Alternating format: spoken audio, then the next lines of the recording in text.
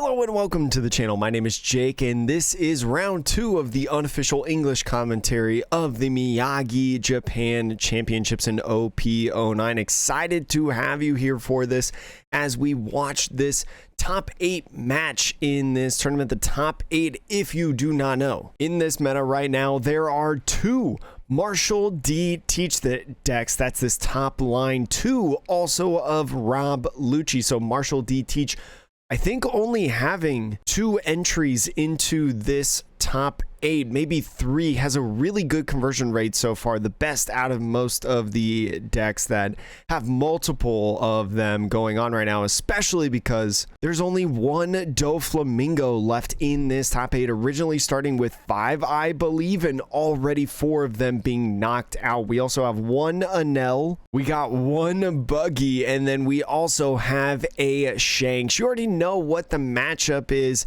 in this round. It's going to be Marshall D Teach versus Shanks. I'm super excited to see this one. Shanks, a new deck on the stream. We have yet to see an official Japan Championship live stream that has showcased this deck, Shanks. We've seen Marshall D Teach, as we saw, what did it play against? It played against Red Purple Luffy in the 3v3 tournament, and we're gonna see, especially because we know the deck list of the Marshall D Teach. I'll be showing you deck lists of both Marshall D Teach and Shanks in this video, I promise. Just a very good deck right in the meta right now. This Floodgate archetype coming into the game in OP09 has been super strong, and definitely something as you're building your deck and as you're playing your deck and in a tournament need to look out for. But Shanks is an interesting one in its own, kind of Red's resurgence into the meta with that excellent leader effect. Once per turn, when your opponent attacks, you can activate this effect. Up to one of your opponent's leaders or characters will have minus 1000 power during the turn. So if you decide to swing 5 at this Shanks, beware, because you might get it minus to be a 4 and no counter cards have to be used on the attack. Very, very cool leader in my opinion, and a very cool archetype in general. We'll see how this is built as we play in this game. The Marshall D Teach, if you do not know, I'll read you that one as well.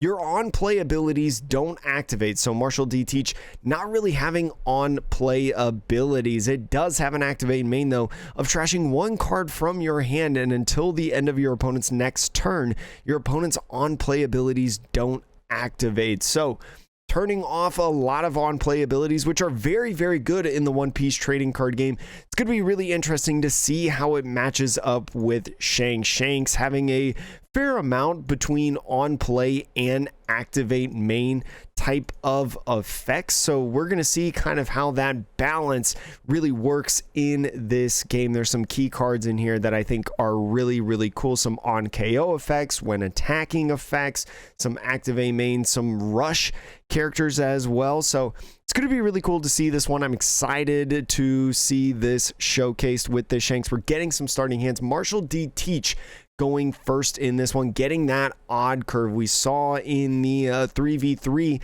how I forgot the pronunciation. Hold on. You guys told me how to pronounce this guy's name. I need to look at it. Lafayette. Lafayette? Oh my gosh, wait. I know, that's my hometown, back where I used to live. Lafayette. Thank you, Charles Stevens. It was a super impactful card in the 3v3, and seeing this hand right here, we've got Stronger, we got a Burgess right there, a very, very good card. Laboon, also a 10-drop Blackbeard, and also this 5-drop character of Von Arger. Very, very good card as well. Seems like a pretty decent starting hand for this player, this Blackbeard player right here.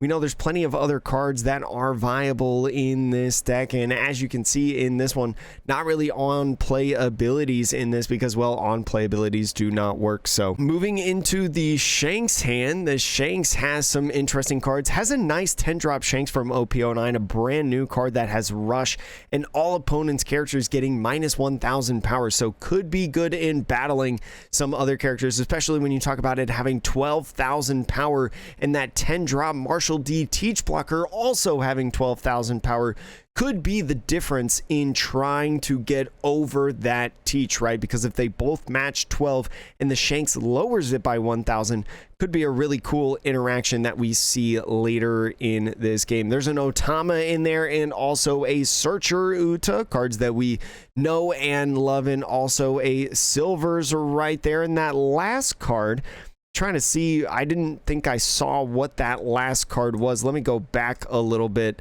to try to see it. That's going to be a 2K counter Lime Juice, another prevalent card that we see a lot of times in Shanks, being a red-haired pirate, right? Kind of a searchable 2K off of that Uta. But we're going to see how this goes as Blackbeard goes first. They are just going to pass right there, so opting not to play the Stronger, a nice 2K in the deck you probably do not want to get rid of. And the Shanks going off first is going to play that Uta. That Uta is going to look at the top 5 and get a red-haired pirate type card and add it to the hand. Plenty of red-haired pirate type options. We see the Ben Beckham right there, going to grab that. It does have an on-play ability, but at the 7 cost and also 1K counters 7,000 body, your opponent, as soon as you're going to hit 7 Dawn, they're going to have to think about, okay, maybe I need to start using my leader effect, and that's going to dwindle cards out of their hand. So is going to be good to showcase that. Another 10 drop drawn off the top deck. So if this goes for a long game, right, we could see multiple 10 drop Blackbeards be put down onto the field. So with 3 Dawn right here, we might just see an 8-2 lead. Nothing really to play. Your kind of plays really start at 4, and so going to be swinging that 8, going to be taking life, not going to be risking that one. And we see a Gold D Roger come on the field, the secret rare of OP09 that says if you activate blocker, you win the game. And especially as a rush 13,000 power character against a deck like this with 12,000 power blockers, ooh, this might be real good for the Shanks. We'll have to see. But first, just going to be swinging 5 right here, is going to take that life. Going to be a trigger. It's going to be that 1-drop event. This is my time.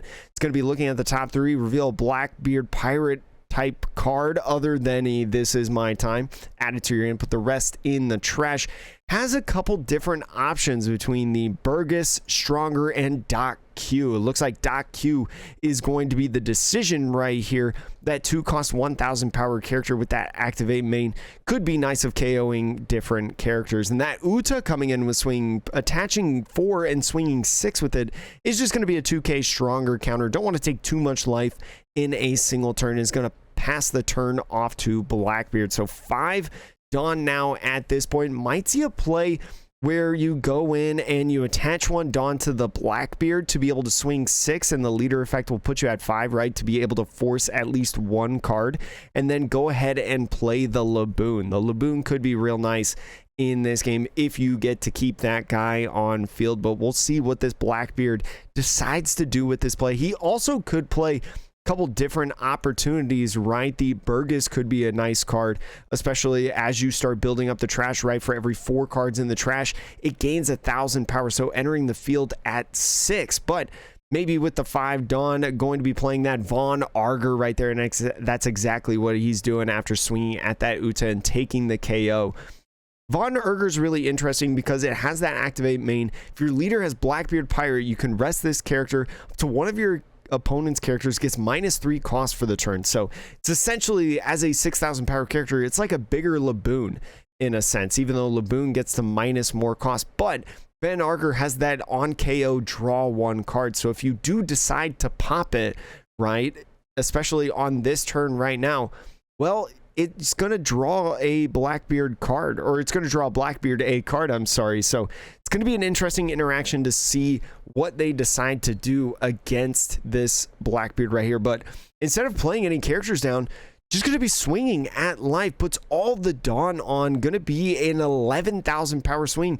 Just get a life, right? And going to be swinging for the fences, going to be drawing a 3-drop right there. That's a Sure You, I believe is how you pronounce that guy's name. A nice other 2K counter could be good in the match. And now going to be at 7 Dawn, I believe. 7 is going to activate the new card in their hand, Jack. Jack is an excellent black card. You know the deal on that guy.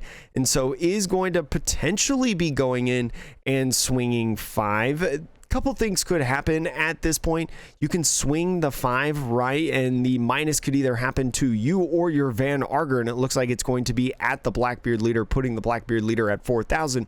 But now your Van Arger, if you decide to swing with it, is going to at least force a 2k, right? There's not going to be any leader effect that minuses that guy. So either way, you're kind of netting like 2,000 counter worth, and so that Otama is going to be pitched right there. And so going to just be using the 7 to play the Jack, not going to rest it, I believe, and do a trash one or draw one, trash one. They might actually do that just to get a little bit of hand filtering going. You wouldn't get a KO, obviously, because there's no characters on the field, but you would be able to filter the hand a little bit. But ending the turn with the leader effect, going to be pitching the Doc Q. Get rid of that card, and no on-play effects will activate. So the Ben Beckham will not get an on-play effect heading into this 8 Dawn turn on that even curve. We'll see exactly what he decides to do.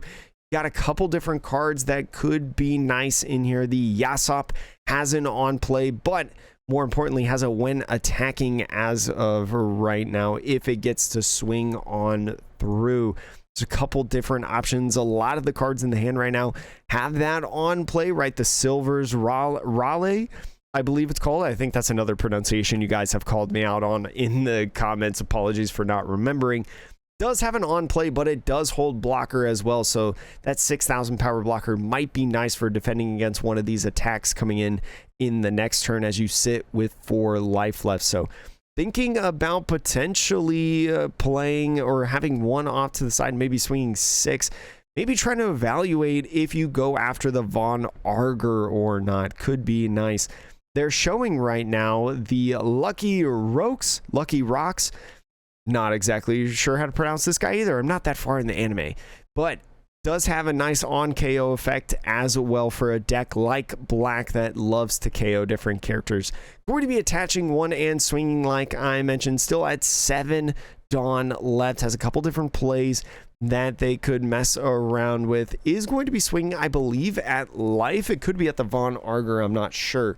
But either way, it's going to force at least 1 card, either a 2k counter if it's at life or a 1k counter if it's at the Van Arger. It looks like it was at life. They're going to be taking that life and going to get another trigger. It's another This Is My Time, the second one in life out of the 3 that we've taken so far. And a couple different options right here. It looks like another Van Arger is going to be taken off of that one, going down to 2 at this point. And look at that, 8 cards now in the trash for that Burgess if they decide to play. And looks like that Ben Beckham is going to come down. So even though you don't get that on play effect, just having a 7 cost 7,000 power character says, okay, you need to work a little bit to be able to KO this with the Jack. Everything else that I had in my hand is a little bit too small, right? A little bit too easy to minus on there. And if you rest the Van Arger, right, my Ben Beckham is still at a cost of 4, so is not be able to be caught right now by Jack unless you have some sort of other play in your hand. So going to be going off into the Blackbeard's turn. Could play this Laboon down. Laboon, if they want to rest it, could get the Ben Beckham down to 3, and so therefore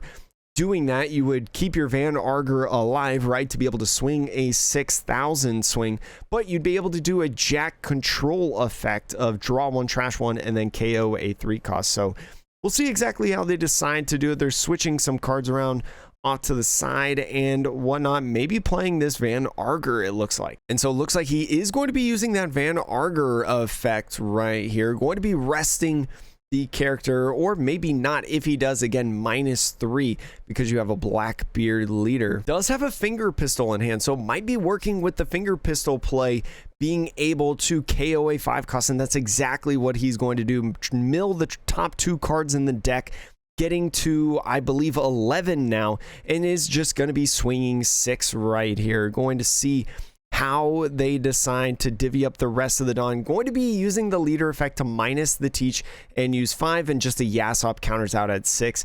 Now actually swinging with the Jack. We don't see Jack swing too often, I feel like, in the One Piece trading card game, but gets value right now on that swing, taking the life and finishing off the turn with a Burgess. Burgess now sitting at 7,000 power. Remember, this is a continuous effect on the Burgess. If your leader is a Blackbeard Pirates type, it gains 1,000 power for every 4 cards in your trash. And so with 11 cards in trash at this point, Burgess now 7,000, and with a counter card goes all the way up to 8.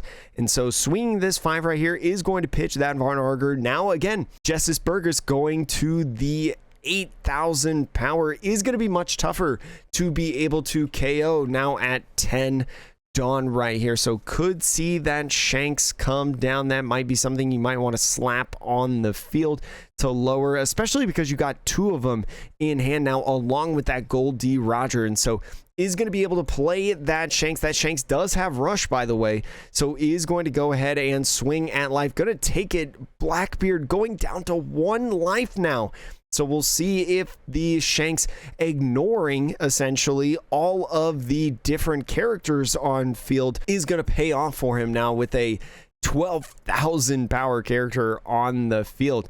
And so is going to go ahead and play that 10-drop Blackbeard. That 10-drop Blackbeard is going to be a nice 12,000 power blocker and negating effects on one of the opponent's characters until the end of your opponent's next turn.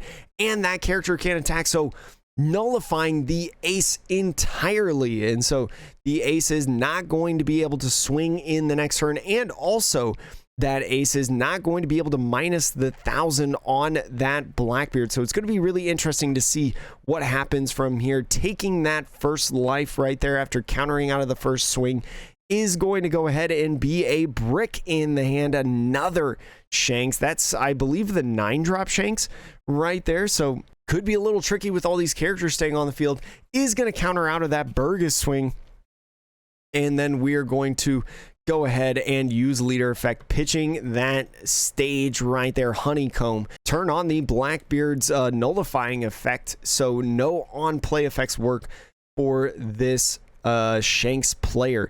Could go ahead and play the 10-drop Shanks that they have in hand. Another one of those would get that rush and also the minus 1,000 across the board. If they decide to go in, is going to be countering out a Laboon right there off of that swing.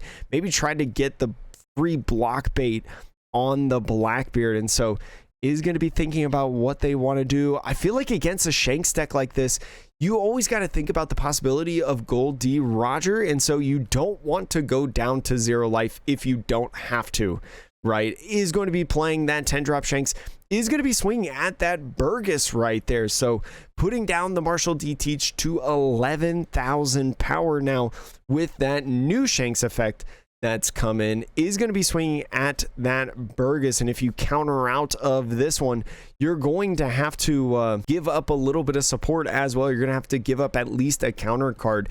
The Blackbeard, sitting with 2K counters in hand, is going to have to either let this Burgess go or do a block and 2K to be able to save the Blackbeard, and that's exactly what he's going to do. The 2K works out so well, right, because it hurdles you up to 13 and passing the turn off to the Blackbeard. There is a world where the Blackbeard could just win right now on this turn, but it could also just stall the game out a little bit, right? They have another 10-drop Blackbeard on the field.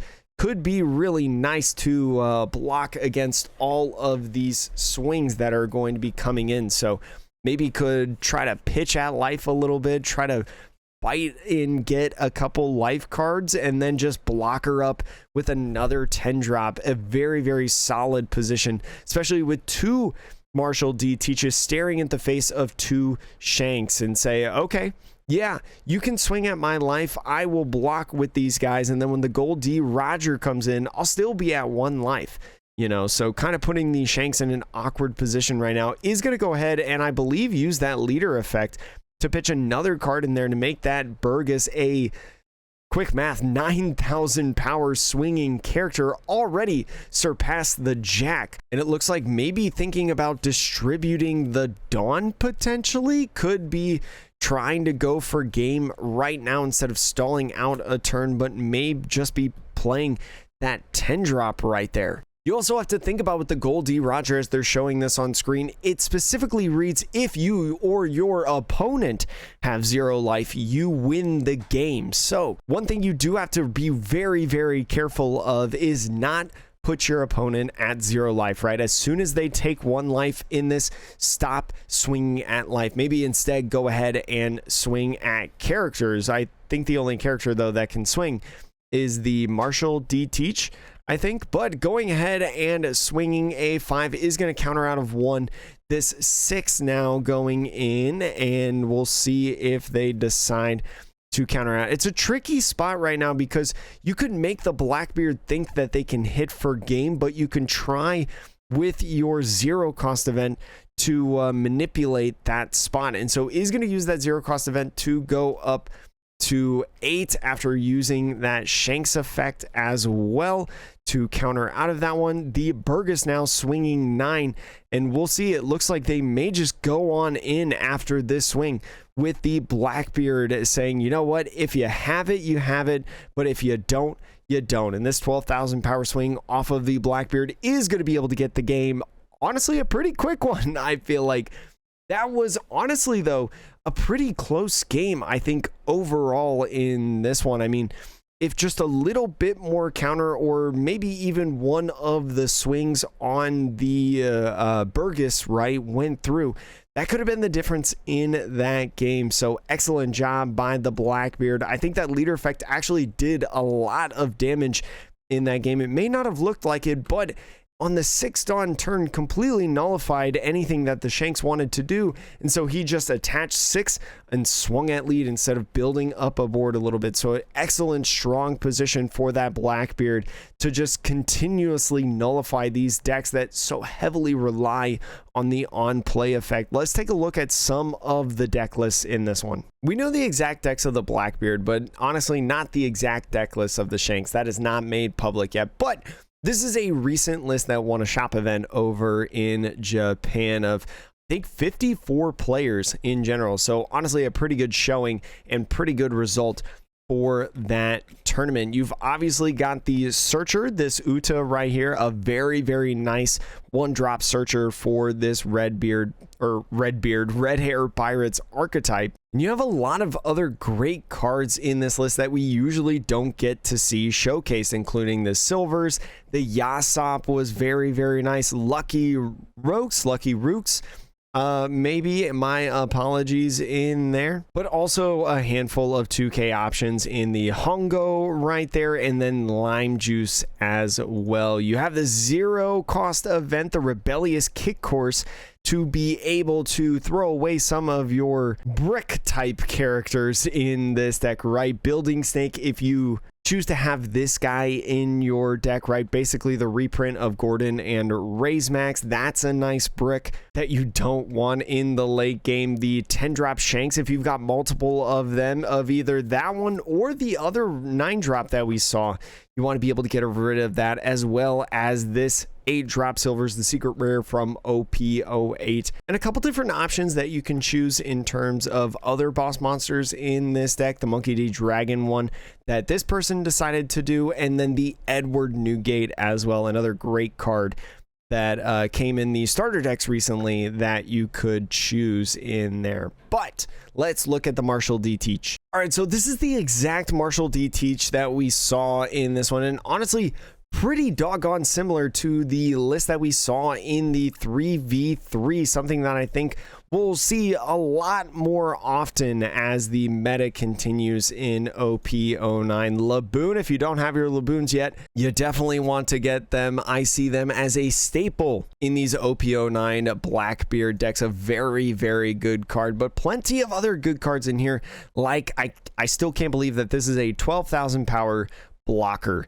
Absolutely insane. This is one of the best cards in the deck, especially in the late game. Absolutely crazy, especially as the game goes long, because as a Blackbeard deck, games do kind of generally go long, right? A lot of turns are very quick. You slow down the game in a sense because you're negating all of these different effects. And plenty of other good cards like this Burgess right here, an excellent showcase both in the last tournament that we saw it at and also this one, just solidifying itself as such a good card in this deck. Finger pistol or finger gun, also really nice, being able to KO different characters and build up the trash. We didn't see Lafayette in this match, but has the ability to be absolutely insane as essentially like a 2-drop searcher card. And then Von Arger, we saw put a lot of pressure on the Shanks for the characters that they did get to play down, and did a ton of stuff swinging as well in this one. You've also got a handful of 2K options in this deck with Stronger and Sure You, as well as other small drop options to be able to KO things like Doc Q, and also Vasco Shot being a nice 2-drop blocker that we saw in the last tournament. But yeah, that's going to be it. Thank you so much for watching. I hope you enjoyed this video. Let's get a sneak peek of what the next round is as we see the OP10 different alternate arts. It looks like this next round we've got Lucci versus Doflamingo, so this is kind of the top 2 decks in the next round. Excited to see that one. Hope you are too, and hope to see you in the next video. Thank you.